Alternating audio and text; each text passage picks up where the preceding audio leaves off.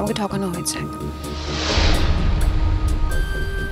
আমি বলছি তো বারবার করে আমাকে ঠকানো হয়েছে। এরকম তো হঠাৎ করে একদিন কারো এরকম শরীর খারাপ হতে পারে না, এরকম অসুস্থ হয়ে পড়তে পারে না, আমাকে আগে থেকে কিছু জানানোই হয়নি।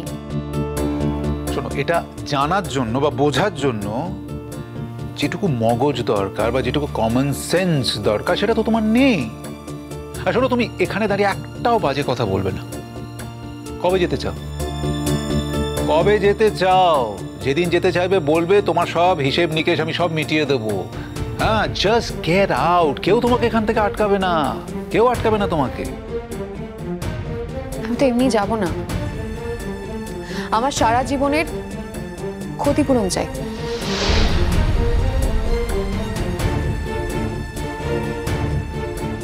কিয়া, তোমার সাথে তো আমার কথা হয়ে গেছে। তুমি তোমার টার্ম বলো, যেদিন বলবে সেদিন তোমার সাথে ডিল কমপ্লিট হয়ে যাবে।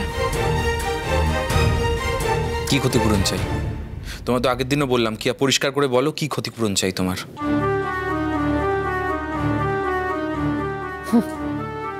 আমি বললেই জানো তুমি দিতে পারবে। আমি এটা বুঝতে পারছি না, যখন সবটাই জানো কার কাছে টাকাটা দাবি করছো, এটাই তো আমি বুঝতে পারছি না। স্পেশালি একটা মানুষ থেকে তুমি টাকা চাইছো, তাকে স্কুইজ করার চেষ্টা করছো, যার সামনেই একটা অপারেশন, তাকে একটা বিশাল অঙ্ক টাকা খরচা হবে। আর কিয়া, ক্ষতিপূরণ তো আর ওইভাবে কেউ দিয়ে দেয় না। তোমার যদি ক্ষতিপূরণ চাইবারই হয় তাহলে কোর্টে যাও। ও, তুমি আমাকে এখন কোর্ট দেখাচ্ছ? আচ্ছা, তুমি আমাকে কোর্ট দেখানোর কে বলো তো? চিৎকার করছো কেন? কিয়া, আমি আমার সর্বস্ব দিয়ে দেবো। এই বছরে আমি যা উপার্জন করেছি, আমার যতটুকু সেভিংস আছে সবটা তোমায় দিয়ে দেবো। তুমি দয়া করে সেই টাকা নিয়ে নিজের মায়ের কাছে চলে যাও। আর এই অবস্থায় তুমি যদি ভেবে থাকো আমি অন্য কোনো উপায়ে তোমায় টাকা রোজগার করে দেবো, সেটা আমার পক্ষে সম্ভব নয় কিয়া। আমাকে একটা ফ্ল্যাট দিতে হবে। আমাকে 1 কোটি টাকা দিতে হবে।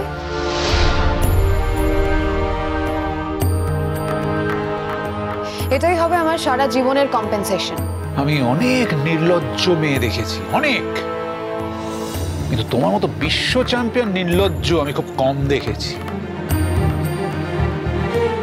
শোনো কিয়া, যেমন করেই হোক তোমার টাকা আমি শোধ করে দেবো। হ্যাঁ, একদিনে পারবো না, কিন্তু আমি পারবো আন্টি। দরকার হলে আমার ফ্ল্যাটটা আমি ওকে লিখে দেবো, ওখানে গিয়ে থাকুক। আর তুমি কি মানে এখানে এসে উঠবে, তাই তো? That's not your look out.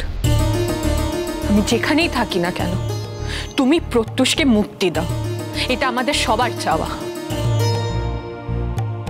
কিয়া, সবকিছুর একটা লিমিট আছে। তুমি যেটা চাইছো তার জন্য ইউ শুড ওয়েট। আমরা কেউ বড় লোক নই, তো এতগুলো টাকা এত সহজে তোমাকে দেওয়া সম্ভব নয় আমাদের পক্ষে। আর যদি সেটা না পোষায়, তুমি কোর্টে যেতে পারো। দিয়ে দেবো কিয়া, ওই টাকাটা তোমাকে দিয়ে দেবো। দরকার হলে আমার সর্বস্ব, ঘটি বাটি সবকিছু বিক্রি করে দিও, তোমাকে তোমার টাকা দিয়ে দেবো।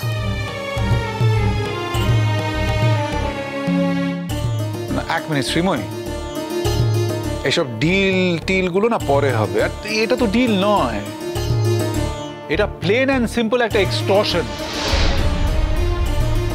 হ্যাঁ, এসব নিয়ে আমরা পরে কথা বলি। আপাতত ডিঙ্কাকে সুস্থ করতে হবে, তাই তো? সেটা নিয়ে কথা বলি আমরা। দেখো শ্রীময়ী, ডিঙ্কা তোমার এবং অনিন্দর ছেলে। আমি এককভাবে তো কোনো ডিসিশন নিতে পারি না, তোমাদের মত চাই। তোমরা যেভাবে বলবে আমি সেভাবে এগোবো। আমি সেটার জন্যই ডাক্তারবাবুদের কাছ থেকে কিছু সময় চেয়ে এনেছি। রোহিত আঙ্কেল, অপারেশনটা আমরা করব। হ্যাঁ, আমি তোমার সাথে একমত, কিন্তু ডিঙ্কাকেও তো মত দিতে হবে, তাই না? কি লাভ রোহিত আঙ্কেল? কোনো লাভ হবে না অপারেশন করে। সেই লাভ না লোকসান সেটা আমরা আলোচনা করে ভাববো। রোহিতবাবু, কত টাকা খরচা হতে পারে?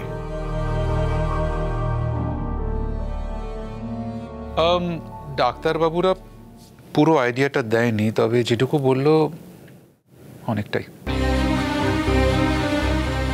বলছি যে এই অপারেশনটা করার একটাই শর্ত আমার দিক থেকে। কি শর্ত? এই অপারেশনের যাবতীয় খরচ আমি দেব। অন্তত আমার ছেলের চিকিৎসার খরচটুকু আমাকে করতে দিন। দেখো শ্রীময়ী, তোমার ছেলে, তুমি যদি অপারেশনের খরচাটা দিতে চাও, আমি না করার কি? হ্যাঁ, তুমি যদি অপারেশনের খরচাটা জোগাড় করতে পারো তো, আর যদি না পারো তাহলে কিন্তু। আপনি তো আমাকে রোজগারের একটা ব্যবস্থা করে দিয়েছেন, সেখান থেকে কিছু না কিছু রোজগার তোমার হয়। ওখান থেকে ঘুরিয়ে বাড়িয়ে যে করে হোক অপারেশনের খরচটা ঠিক জোগাড় হয়ে যাবে। এই যে তুমি একটু আগে বললে না যে সর্বস্ব দিয়ে তুমি আমার ক্ষতিপূরণ দেবে? সময় লাগবে কিয়া, বুঝতেই তো পারছো। আমার কাছে প্রথম হলো আমার ছেলের সুস্থতা। আর কি আমরা কেউ পালিয়ে যাচ্ছি না এখান থেকে। আচ্ছা কিয়া, তুমি অ্যাটলিস্ট র্যাশনালি কথা বলো। মানে যে কথাগুলো বলছো তার তো কোনো মানে নেই, পুরোপুরি অস্বাভাবিক কথা। তোমাকে 1 কোটি টাকা কেন দিতে যাবো আমরা? হ্যাঁ, আমরা তো তোমাকে বাড়ি থেকে তাড়িয়ে দিচ্ছি না, তুমি তো নিজে চলে যাচ্ছ। এতদিন তো তোমার ভাই আমাকে চলে যেতে বলতো, তুমি জিজ্ঞেস করে দেখো না। হ্যাঁ বলতাম কিয়া, আমি এখনো তোমায় বলছি চলে যাওয়ার কথা। যেদিন থেকে আমি বুঝতে পেরেছি তোমার সাথে মানসিকভাবে আমি কোথাও নেই, আমাদের মধ্যে কোনো মানসিক যোগাযোগ নেই, সেদিন থেকে আমি একটাই কথা বলছি যে আমি তোমার সাথে থাকতে পারবো না। তুমি দয়া করে এই বাড়ি থেকে চলে যাও। আর তারপর এখন যখন জানতে পারছি যে ওর পাটা কোনোদিনও ঠিক, মানে ধরেই নিচ্ছি যে ওর পা কোনোদিনও ঠিক হবে না, তাই তো সেটা আমার লস না? মানে আমাকে তো তাহলে কোনো রকম ভাবে মানে টাকা পয়সা দিয়ে কিছু দিয়ে কম্পেনসেট করতেই হবে। তারপর আমার বিয়ে হয়ে গেছে, আমি তো এখন গিয়ে আবার বাপের বাড়িতে উঠতে পারবো না। তোমার মাথা গোজার তো অন্তত একটা ঠাঁই দরকার, মানে থাকার জন্য তো কিছু ব্যবস্থা করতে হবে। বললাম তো তোমাকে, আমার ফ্ল্যাটটা দিয়ে দেবো তোমাকে। এই তোমার এত ইন্টারেস্ট কিসের বলো তো? বুঝতে পারছো না আমার এত কিসের ইন্টারেস্ট? খুবই বুঝতে পারছি, বুঝতে পারবো না কেন? তবে আমার না কি বলতো, প্রত্যুষের কিন্তু চরিত্রের ঠিক নেই। আজ যখন আমি ওর জীবনে আছি, ও তোমার জন্য চোখ চোখ করছে। কাল তুমি যখন ওর জীবনে আসবে না, মানে যদি তুমি কোনোদিন ওর জীবনে আসো, তখন কিন্তু ও আবার অন্য কারোর জন্য চোখ চোখ করবে। তখন কিন্তু তোমার আমার কথা মনে পড়বে। সত্যি যদি তোমার কথা মনে পড়ে না কিয়া, যাবো তোমার কাছে।